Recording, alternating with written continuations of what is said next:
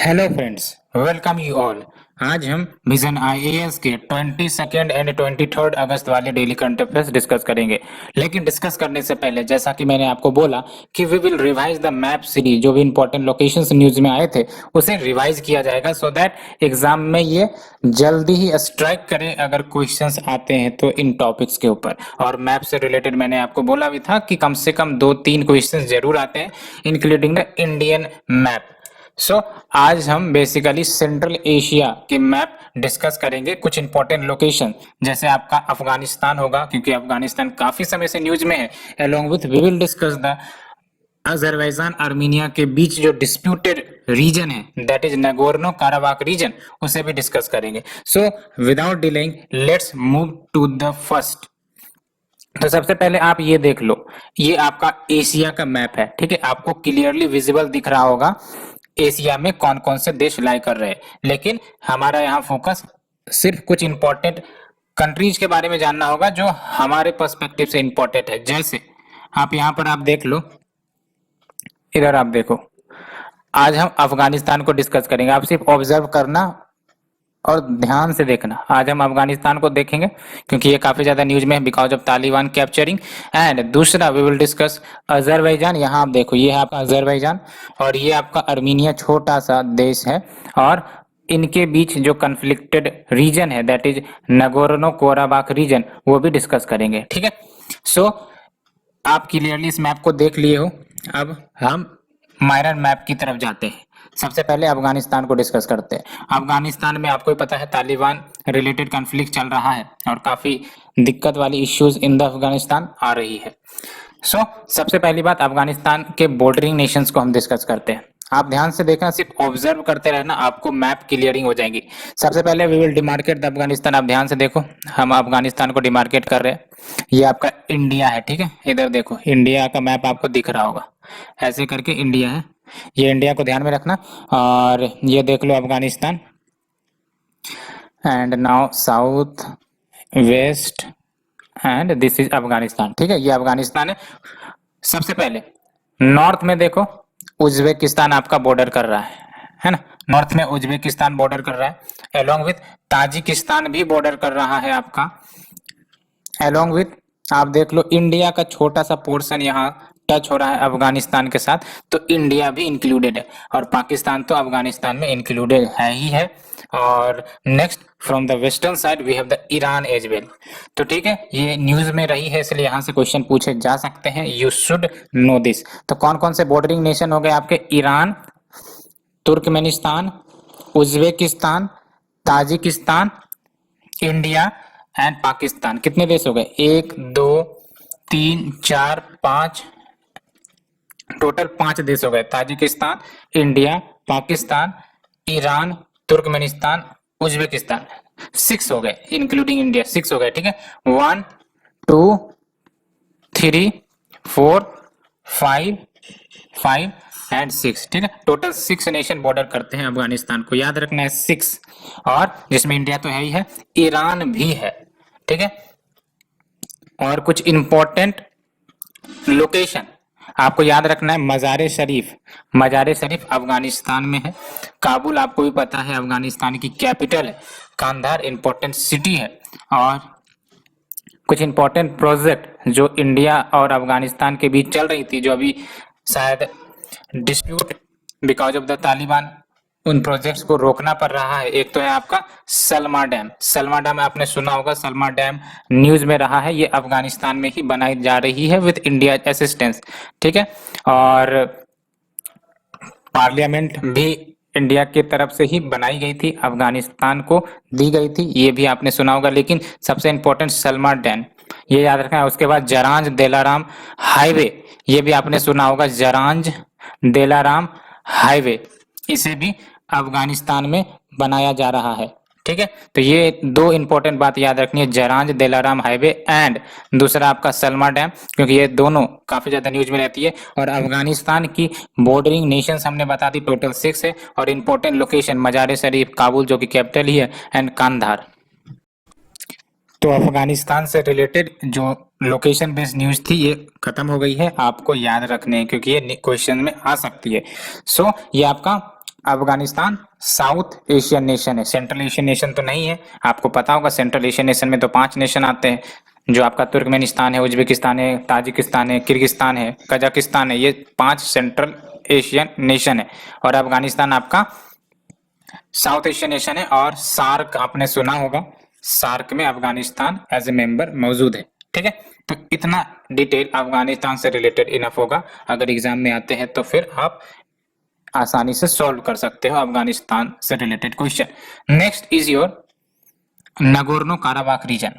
अब Nagorno Karabakh reason को जानने से पहले एक बार फिर से आप यहाँ आप देखो इस मैप में, ये मैंने डिस्कस किया था आर्मेनिया अजरबैजान, है ना। अब इसको इलोंगेटेड मैप में आपको देखना है। तो इलोंगेटेड मैप में आपको देखना है तो आप यहाँ आओ इधर।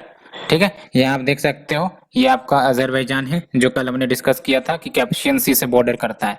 उसके बाद आर्मीनिया जो हमने डिस्कस किया था कि ये लैंड लॉक्ड नेशन है। ठीक है, अब देखो नागोर्नो काराबाख रीजन को ध्यान से देखो, डिमार्केट करी जा रही है जो रेड कलर से, ये है आपका नागोर्नो काराबाख रीजन। ठीक है, क्या इंपॉर्टेंट बात याद रखनी है, ये नागोर्नो काराबाख रीजन पहला कि डिस्प्यूटेड रीजन है between two nation that is Azerbaijan and Armenia. दूसरी इंपॉर्टेंट बात, ये ऑफिशियली अजरबैजान के कंट्रोल में है फिलहाल, ये अच्छे से याद रखना, ऑफिशियली अजरबैजान के कंट्रोल में है। तीसरी इंपॉर्टेंट बात, नगोर्नो काराबाख रीजन आपका बॉर्डर किस किस के साथ कर रहा है, एक आर्मीनिया के साथ कर रहा है, दूसरा अजरबैजान के साथ कर रहा है, तीसरा एंड मोस्ट इंपॉर्टेंट ईरान के साथ कर रहा है। जैसा आपने गोलन हाइट में सुना होगा जो डिस्प्यूटेड रीजन है बिटवीन सीरिया एंड इजराइल, और गोलन हाइट भी बॉर्डर करती है डिफरेंट नेशन के साथ, उसी प्रकार से नगोर्नो काराबाख जो आपका डिस्प्यूटेड रीजन है जो ऑफिशियली अभी अजरबैजान के कंट्रोल में, बट ये बॉर्डर किस किस के साथ शेयर कर रही है अच्छे से याद रखना है, आर्मीनिया एंड अजरबैजान, ये दोनों तो याद ही रहेंगे। ईरान आपको कंठस्थ तरीके से याद हो जाए तो बेहतर होगा। ठीक है, तो वी हैव डिस्कस दिस और let's move to the let's move to our topic. ठीक है, so we move to our first article. Finance minister launched उभरते सितारे fund for export oriented firms and startup. तो क्या है ये उभरते सितारे फंड, किस चीज के लिए यूटिलाइज होंगी, इसे डिस्कस करते हैं। तो बेसिकली ये जो फंड है आपका वो फंड को अरेंज करेगा यानी कि जुटाएगा for promotion of micro small and medium companies, है ना। तो जो आपका माइक्रो स्मॉल मीडियम इंटरप्राइजेज है, कंपनीज है, उनके प्रमोशन के लिए फंड इस्तेमाल होगा। एंड ये फंड सेटअप करी गई है एक्सिम बैंक एंड सिडबी के द्वारा, याद रखना ज्वाइंट सेटअप है between Exim bank and SIDBI. SIDBI is your small industries development bank of India. And ये फंड बेसिकली आपका स्ट्रक्चर्ड सपोर्ट प्रदान करेगा, both financial as well as advisory services प्रदान करेगा वाया इन्वेस्टमेंट्स इन इक्विटी या फिर equity like instruments जैसे डेब्ट इंस्ट्रूमेंट्स, इन सब में इन्वेस्ट करेगा ये fund, as well as technical assistance भी देगा। टेक्निकल असिस्टेंस का मतलब एडवाइजरी सर्विसेज, ग्रांट्स के रूप में, सॉफ्ट लोन के रूप में फंड दिया जा सकता है किसे, इंडियन कंपनीज को। ठीक है, तो एडवाइजरी भी ये एडवाइजरी सर्विसेज भी प्रोवाइड करेंगे, साथ ही साथ कंपनीज के इक्विटी में ये इन्वेस्ट करेंगे, डेब्ट में इंस्ट्रूमेंट इन्वेस्ट करेंगे। और क्या अन्य ऑब्जेक्टिव है इस प्रोग्राम के, तो बेसिकली इंडिया की जो कॉम्पिटिटिवनेस है इन सेलेक्टेड सेक्टर उसको इनहांस किया जाएगा, कैसे, finance and extensive hand holding support की मदद से। अलोंग विथ आइडेंटिफाई करे जाएंगे एज वेल एज नर्चर करी जाएंगे उन आइडेंटिफाइड कंपनीज को हैविंग डिफरेंशिएटेड टेक्नोलॉजी या प्रोडक्ट्स या प्रोसेस, एंड उनके एक्सपोर्ट बिजनेसेस को भी इनहांस किया जाएगा extensive hand holding support provide करके। As well as the next objective, identify and mitigate challenges जो सक्सेसफुल कंपनीज फेस करती है जिसके कारण उनके एक्सपोर्ट्स हिंडर होते हैं, प्रभावित होते हैं, यानी कि डिस्पाइट कि वो सक्सेसफुल कंपनी है तो फिर भी उनके एक्सपोर्ट नहीं बढ़ते, एक्सपोर्ट कहीं ना कहीं उनका डाउनग्रेडेड रहता है, तो ऐसे कंपनीज को भी मदद करी जाएंगी। Along with assist existing exporters in widening their basket of products and target new markets, तो उनके जो बास्केट ऑफ प्रोडक्ट्स है उनको भी वाइड किया जाएगा, साथ ही साथ न्यू मार्केट की एक्सेसिबिलिटी भी प्रोवाइड करी जाएंगी, कैसे, strategic and structured export market development initiative से। मार्केट को एक्सपेंड करने का मतलब ये हुआ कि डिफरेंट नेशन के साथ एग्रीमेंट के माध्यम से न्यू मार्केट्स ओपन किए जाएंगे for the Indian company, so that इनके प्रोडक्ट्स जो अभी फिलहाल किसी दूसरे देश में एक्सपोर्ट नहीं हो पा रहे हैं, उन देशों में भी इंडियन प्रोडक्ट्स एक्सपोर्ट हो सके। अब बात करते हैं कुछ स्टेटस की। तो इंडिया में फिलहाल आपका 6.3 करोड़ एमएसएमईज मौजूद है। ये डाटा आप मेंस के लिए याद रख सकते हो। 6.3 करोड़ एमएसएमई इंडिया में अप्रोक्स है। और एमएसएमई की सिग्निफिकेंस की बात करें तो देख सकते हो, it contributes about 29% toward the GDP via it's national and international trade. And अगर एम्प्लॉयमेंट जनरेशन के हिसाब से देखें तो 110 मिलियन पीपल, यानी कि अप्रोक्स 11 करोड़ पीपल को ये एम्प्लॉय करता है अक्रॉस द कंट्री। तो इसकी सिग्निफिकेंस काफी इंपॉर्टेंट है, इसलिए इनके हेल्थ स्टेटस सुधरना, स्थिरता रहना काफी इंपॉर्टेंट है। क्योंकि अगर इनकी हेल्थ बिगड़ जाएगी तो आप समझ सकते हो कि एम्प्लॉयमेंट इश्यूज आ जाएंगी, एज वेल एज जो आपका जीडीपी ग्रोथ है उसमें भी भारी गिरावट देखने को मिल सकती है अगर आपका एमएसएमई की स्थिति बिगड़ती है तो। और अगर एक्सपोर्ट के टर्म में देखें तो देख लो, approx 40% of the overall exports are contributed by MSME. तो ये सिग्निफिकेंस बताता है एमएसएमई का in economic growth, in export, as well as in providing employment. So let's move to the next article. Gaps in disease control hit livestock sectors growth.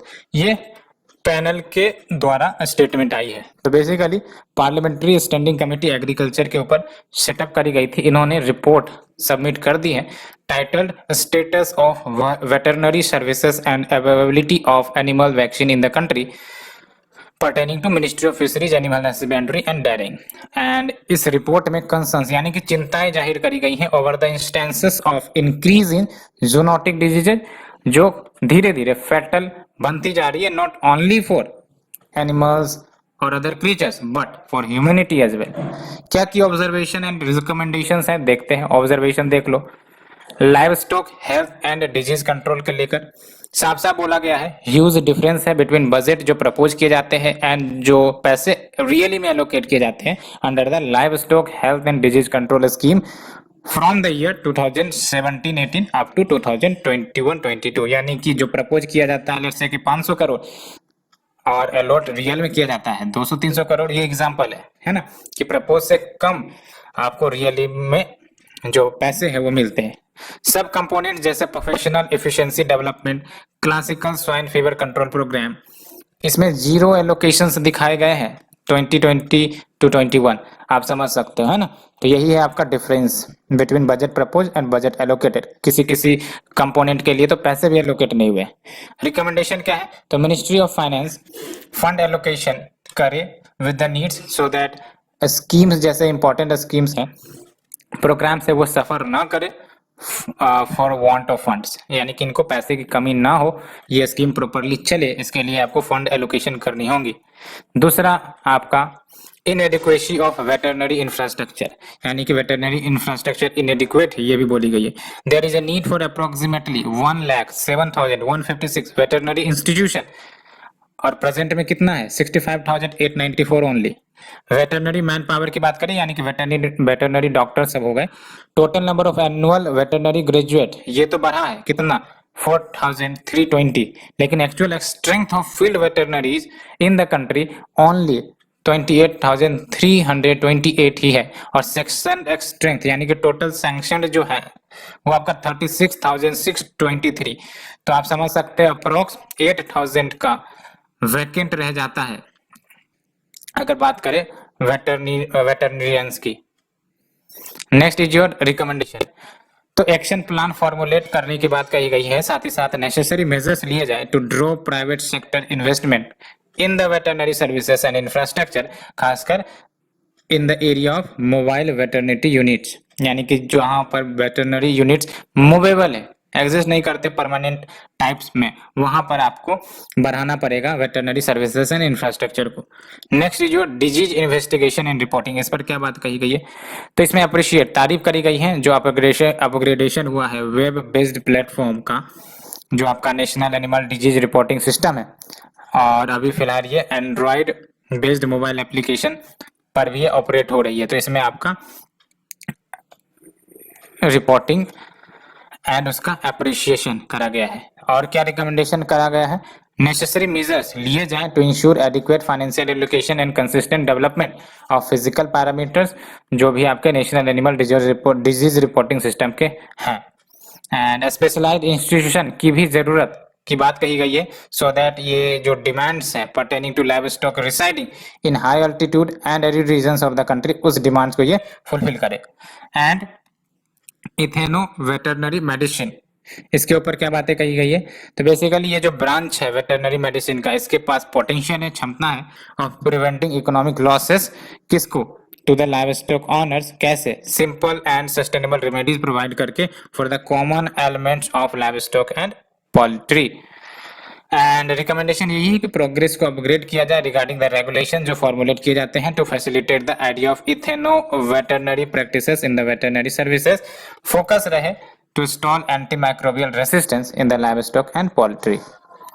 तो ये हमने discuss किया important observations and its recommendation जो parliamentary standing committee on agriculture ने किए हैं as well as दिए हैं। एंड प्रीलिम्स के लिए as such not important but mains के लिए इम्पोर्टेंट है क्योंकि एग्रीकल्चर लाइवस्टॉक ये सब एक इम्पोर्टेंट टॉपिक है।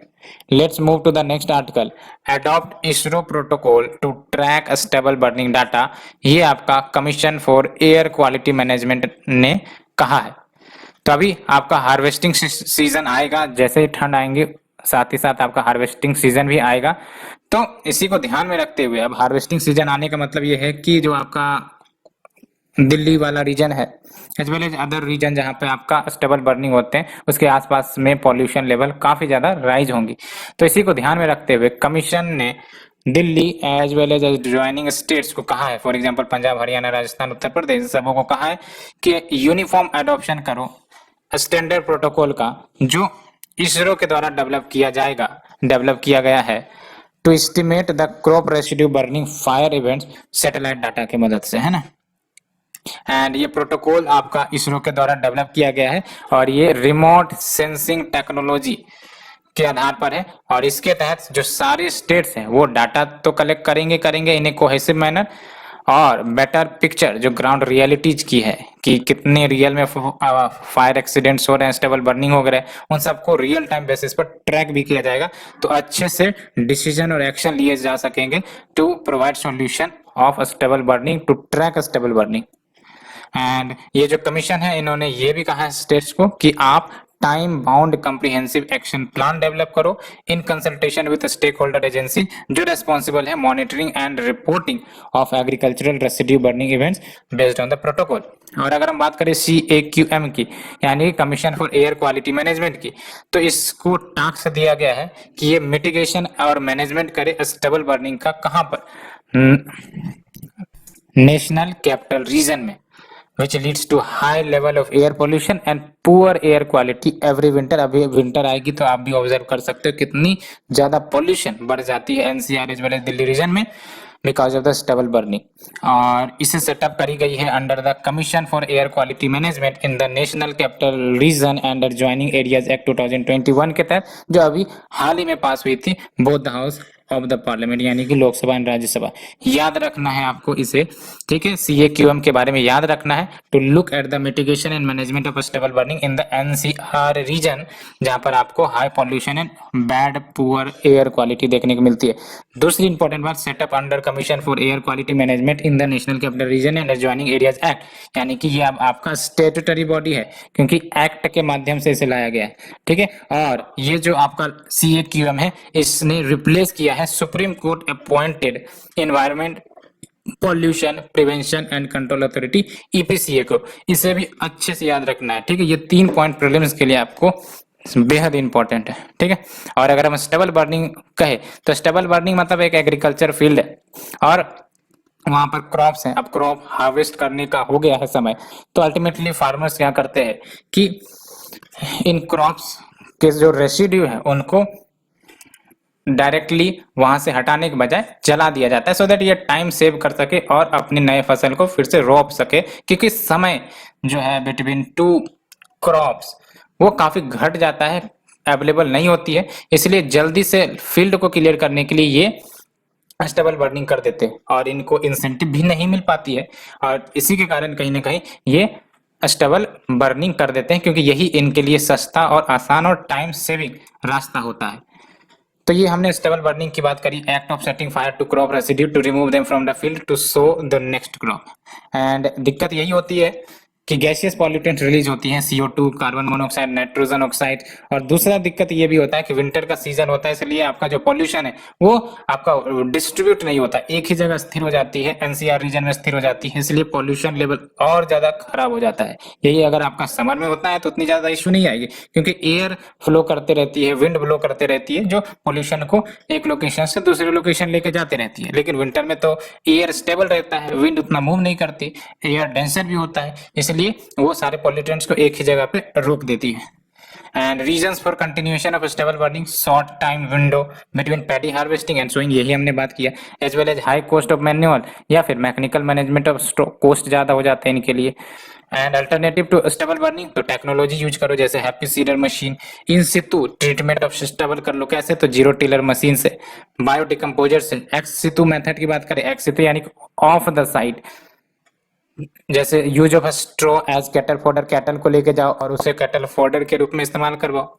तो ये सब आपका इन सितु एक्स सितु कुछ तरीके हैं जो स्टेबल बर्निंग को रोक सकते हैं, along with use of technology, इसकी भी बात हमने करी।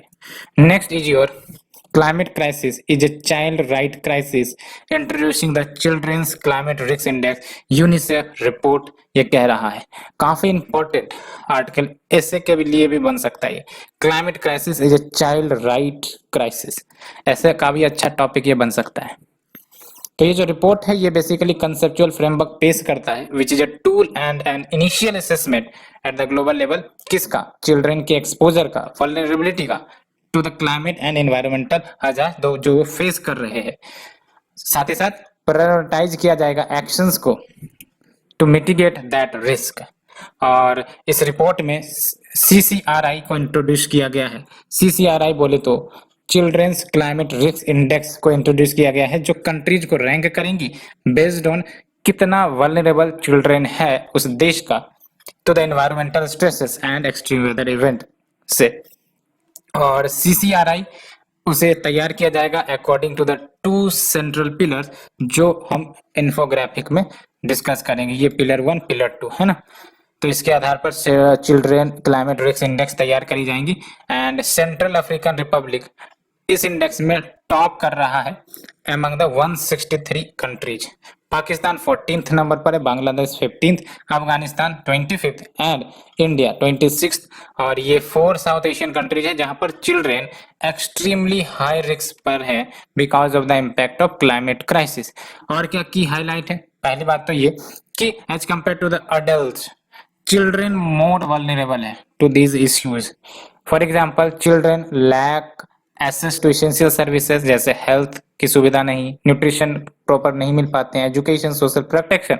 दैट्स व्हाई चिल्ड्रन आपका और ज्यादा वल्नरेबल है देन एडल्ट्स, बिकॉज जो एसेंशियल सर्विसेज मिलनी चाहिए वो ही नहीं मिल पा रही है। Globally approximately 1 billion children, 1 billion बोले तो 100 crore children are at extremely high risk of the impact of climate change. तो आप समझ सकते हैं 1 बिलियन पॉपुलेशन चिल्ड्रन का छोटा मोटा नहीं है, बहुत ही बड़ा साइज का पॉपुलेशन है जो एक्सट्रीमली हाई रिस्क पर है of the impact of climate change. And climate change is deeply inequitable, यानी कि कहने का मतलब मोस्ट वल्नरेबल रीजन्स ये काफी ज्यादा प्रभावित होंगे क्लाइमेट चेंज से, जबकि ये लीस्ट कंट्रीब्यूशन कर रहे हैं क्लाइमेट चेंज की समस्या को निगेटिवली अफेक्ट करने में। कहने का मतलब ये है कि जो डेवलप नेशन है उन्होंने क्लाइमेट चेंज में सबसे ज्यादा कंट्रीब्यूट किया, लेकिन अगर इम्पैक्ट की बात करें तो आपका जो वल्नरेबल नेशन है, वल्नरेबल रीजन है, जैसे अफ्रीकन ले लो, ठीक है, वो सबसे ज्यादा प्रभावित हो रहे हैं। Climate policy often does not address the specific risk that children faces as a result of climate change. तो स्पेसिफिक रिस्क जो चिल्ड्रन फेस करता है, कहीं ना कहीं जो पॉलिसी बनाई जाती है क्लाइमेट रिलेटेड, उसमें स्पेसिफिकली चिल्ड्रन को एड्रेस नहीं किया जाता है, उनके इश्यूज को एड्रेस नहीं किया जाता है। अब देख सकते हो CCRI conceptual model, pillar and component, 2 pillar है आपका। Pillar 1 exposure to climate and environmental shocks and stresses, जिसमें आपका वाटर स्कैर्सिटी हो गई, ठीक है, रिवराइन फ्लड्स, ये सब आपके क्लाइमेट चेंज के इम्पैक्ट ही है।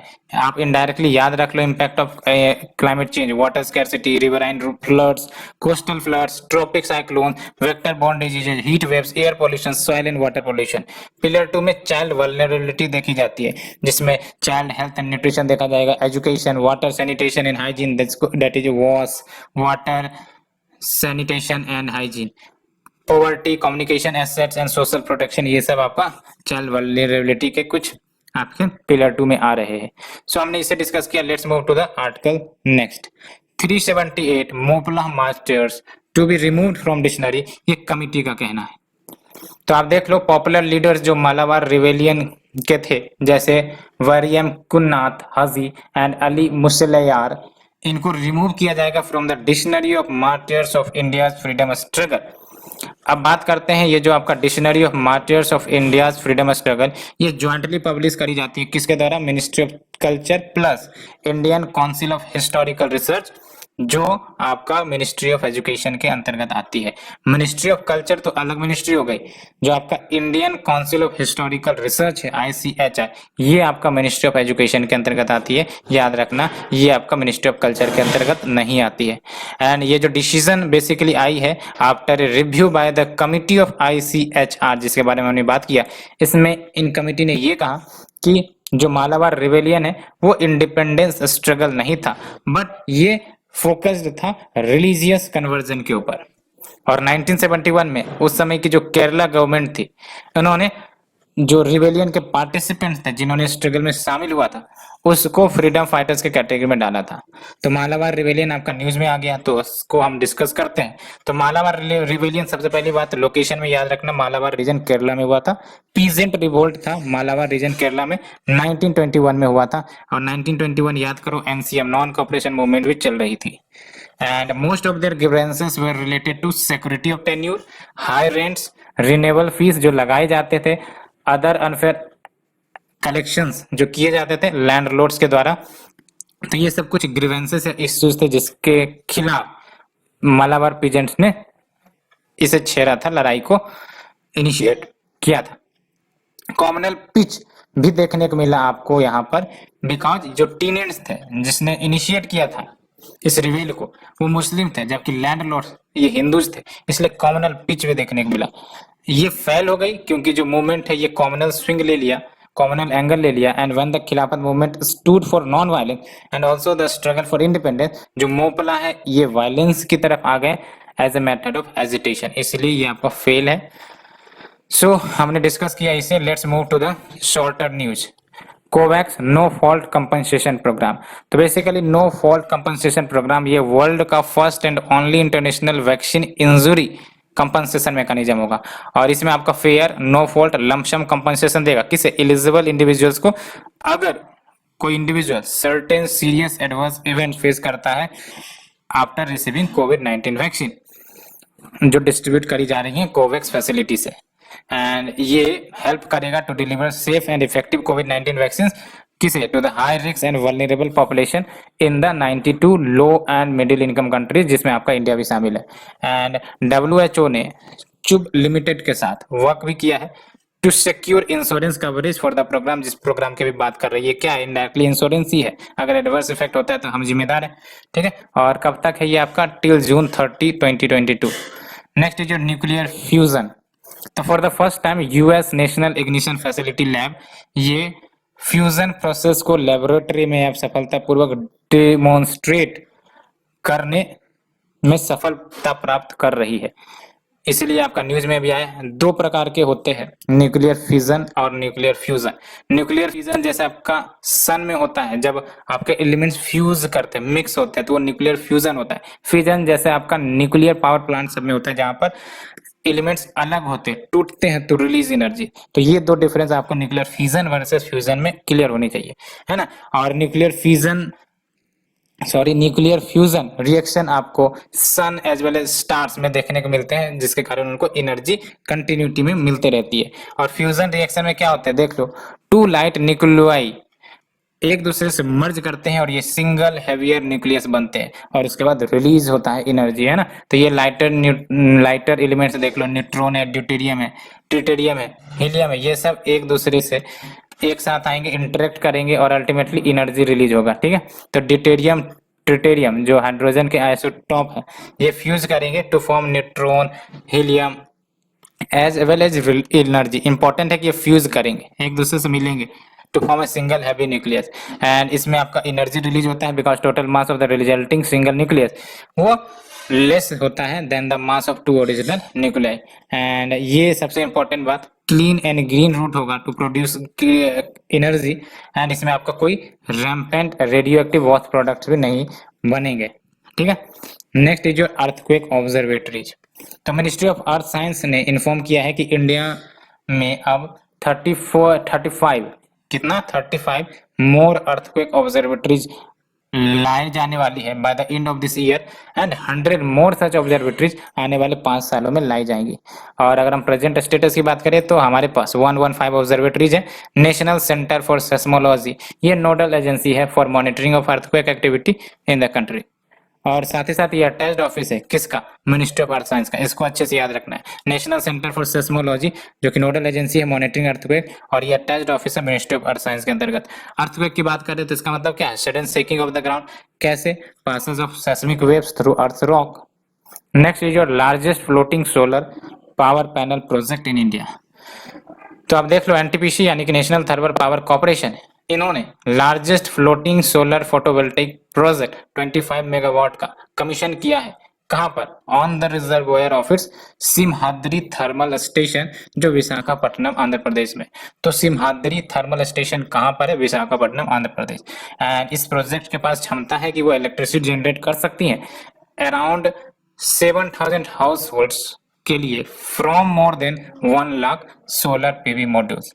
और ये फर्स्ट सोलर प्रोजेक्ट होगा जो भी सेटअप करी जाएंगी अंडर द फ्लेक्सिबलाइजेशन स्कीम। याद रखना, first solar project to be set up under flexibilization scheme जो नोटिफाई करी गई थी गवर्नमेंट ऑफ इंडिया के द्वारा 2018 में, जो अलाउ करता है पावर जनरेशन कंपनीज को कि वो अपने सप्लाई ऑब्लिगेशंस को मीट कर सकती हैं। कैसे, रिन्यूएबल पावर की मदद से, not only by thermal power. तो ये होता है आपका फ्लेक्सिबलाइजेशन। तो यहाँ फ्लेक्सिबिलिटी इंट्रोड्यूस करी गई है कि आप सिर्फ थर्मल पावर से नहीं अपने सप्लाई को मीट करो, बट आप रिन्यूएबल पावर से भी मीट कर सकते हो अपने ऑब्लिगेशन को।